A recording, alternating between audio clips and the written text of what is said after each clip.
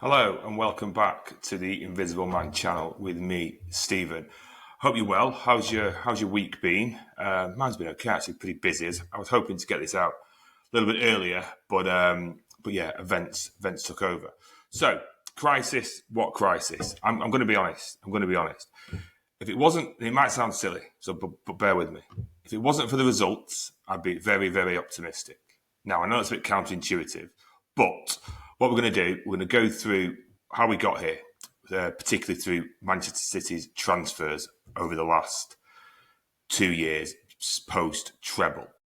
So we've got into the year zero of the 1st of July 2023. I'm going to go through the transfers, whether we've done it on the cheap, whether we've been complacent, and finally, as the video suggests, reasons to be cheerful. So what I'm going to do, I'm going to go through the transfers we've had since the treble. So we've got here 2023, starting 1st of July. Now, one of our first acts after winning the treble was to let Gundogan walk out the door, which, was that a good idea? Was it not? I don't know. I'll let you decide. I think it was probably a year too early, but we were all excited to get him back last year, and now he's gone. Yeah. So he went. So let's put that down to experience. Then we got Mateo Kovacic from Chelsea, 25 mil.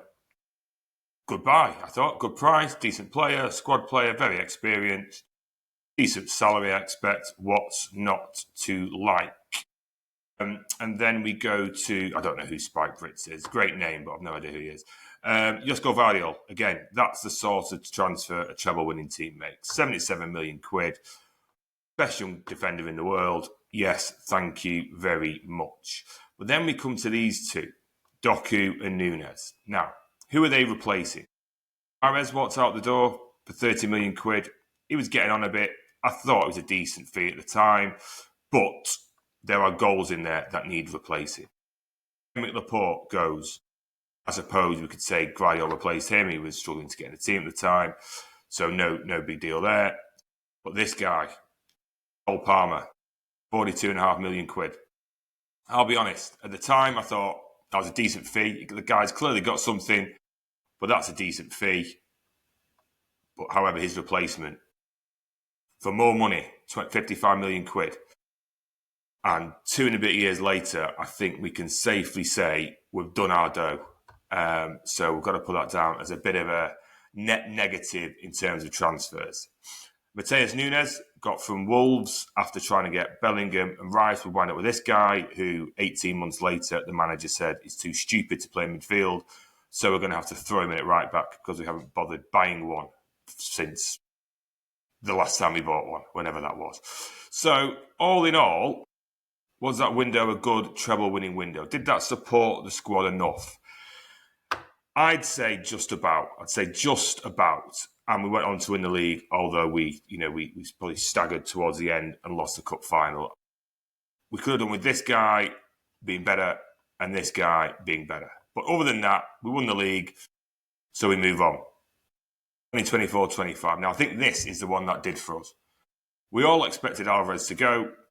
Good money. He's never going to stay. He's a World Cup winner, world class. So let's not dwell too much on that. João Cancelo, I think we all agreed he was a bell end and was about time he left. So again, no real issues with that.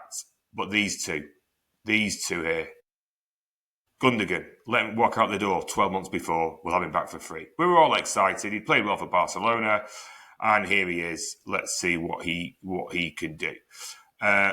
Savio from Troyes, however you say it, 21 million quid from the City Football Group.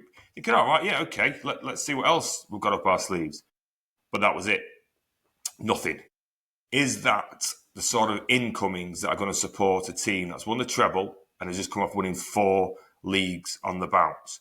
Exhausted mentally, exhausted physically, and as we found out come October, November, Rodri goes down and there is no Rodri replacement. So, what did we do? We were struggling in the winter, so we thought, right, time to get our hands in our pockets. First off, we got Kusanov from Lens. Never heard of him. 34 million quid. Thank you very much. I think he looks the business, doesn't he? So far, so good. Horrific debut, but outside of that, I'd have him in our starting lineup, no problem.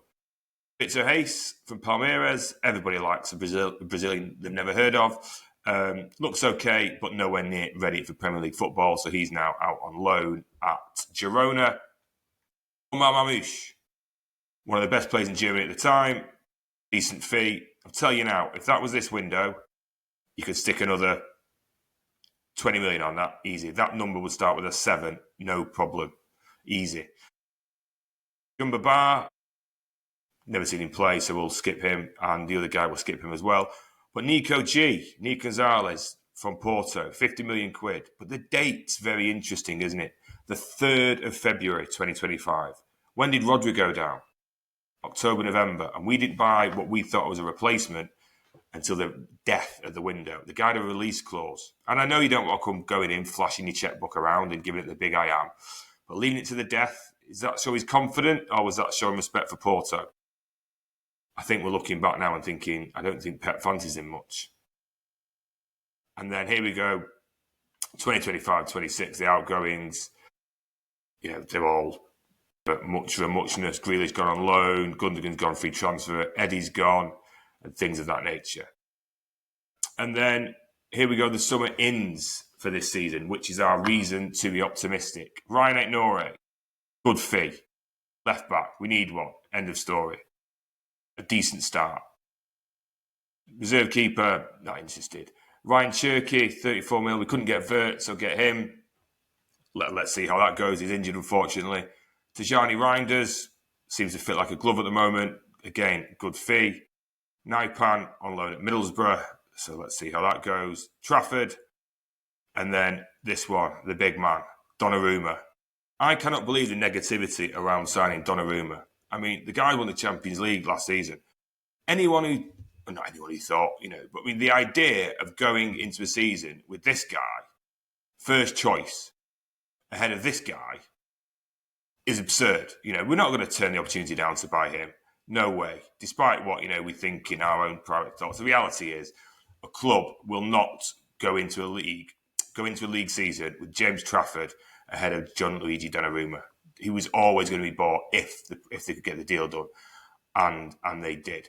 And I think this transfer window here has started to put us on the right track. And I'll go into why in a minute. What did we want at the start of the window? What did we say we wanted? Well, we need a new keeper because Eddie's probably going in a year or straight away. So we've got a keeper. In fact, we've got 2. 3 if you count the guy from Chelsea. Left back, we're crying out for left back. We've got one of those. We're crying out for a midfield player. We've got Reinders. We've got Cherky. So what are we short of, really? We are short in a few positions. I accept that. And I think the neglect of the right back position is bizarre. We are an enormous football club with a massive scouting network. And so no one is telling me that there isn't one right back in world football that is better than what we've currently got. I know people say Lewis can come into midfield, and I've got no problem with Lewis. I like the guy, and he's got his skills and capabilities, and I'm fine with that. We've also got Nunes, whose best attribute, as far as I can see, is people describing him as athletic. Well, you're a sportsman, you're supposed to be, and as well, I'm sure there's 100 athletic players in the Championship, but we don't want those either. So no, I don't really accept that we've not bought anyone. Dumfries we're talking about available for 20 million quid. Go and get him. You need a professional right back, in my view, to not only bolster the squad, but so they talk about other teams being beaten in the tunnel, right? If you have a clear vulnerability, the other team will always think, let's just knock the ball that way. When we're attacking teams with Walker, who's a fit Walker in the team, we're pressing, and the other team think, where should I kick it? I can't kick it to the right because Walker will get it. And by the time that cog's turned, they've lost the ball. However, their instinct now will be just blam it over the head of Nunes or Lewis, and we'll take it from there. And we've seen what happens time and time again when teams take it from there. They can get some joy out of that. And that's disappointing. Also, the winger situation.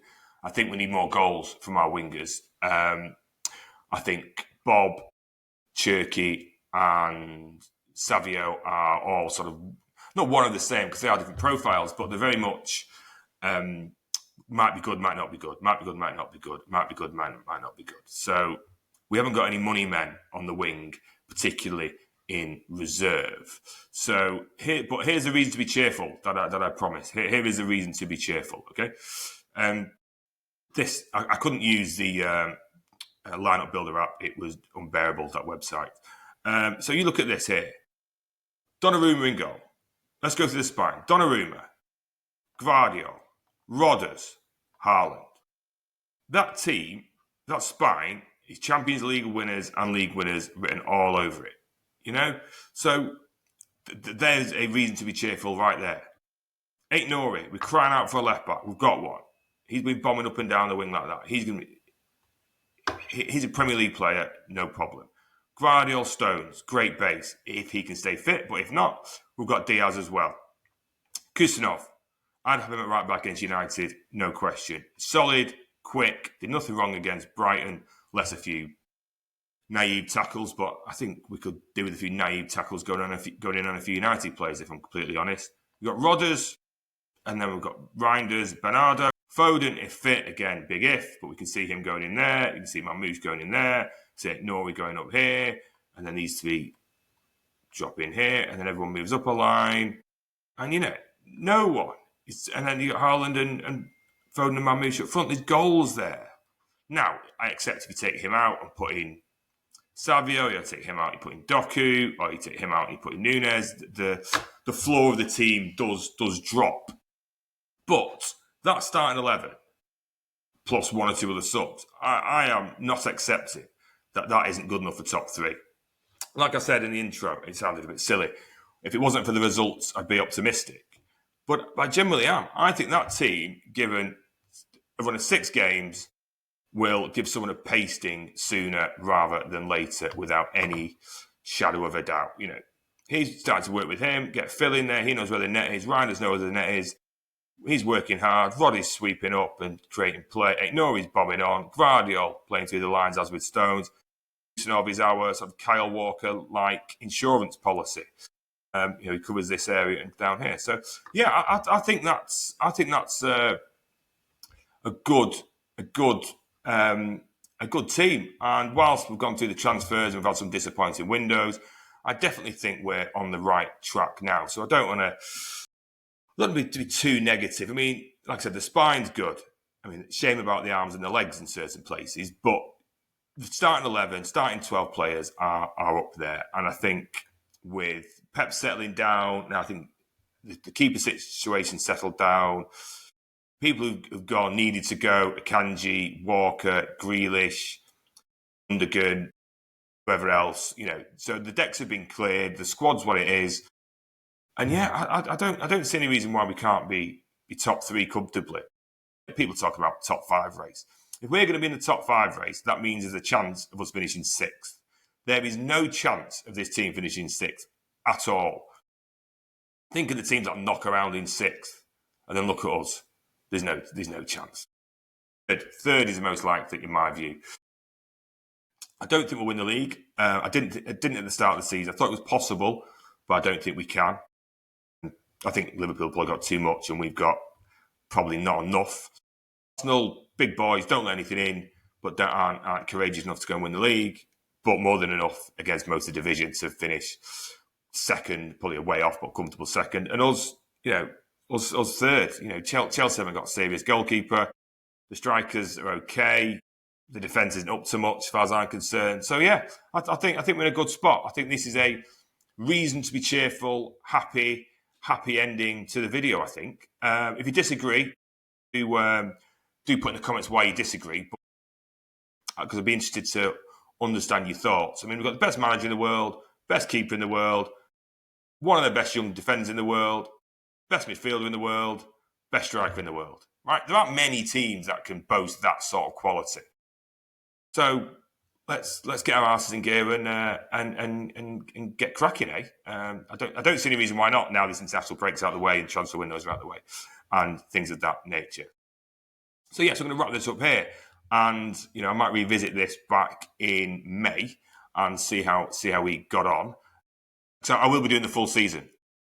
I'm doing the full season. I purchased Riverside by mistake for 12 months, so I'll be doing these for the next 12 months at least.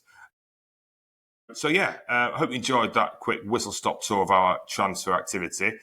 Please like, subscribe, and leave your comments. And I'll be back early to mid next week with a United fan. We're going to discuss the game. Then I'll do a video on my own about that, and then we'll do reviews of the derby as well. So it's going to be a busy old week next week, both work-wise and on the channel-wise. So yeah, please hit the notification bell, because I know I'm not. I don't stick to a particular schedule. So if you hit the notification bell, then you'll know when I've dropped a video. So yeah, thank you very much, and hope you enjoyed it. Take care.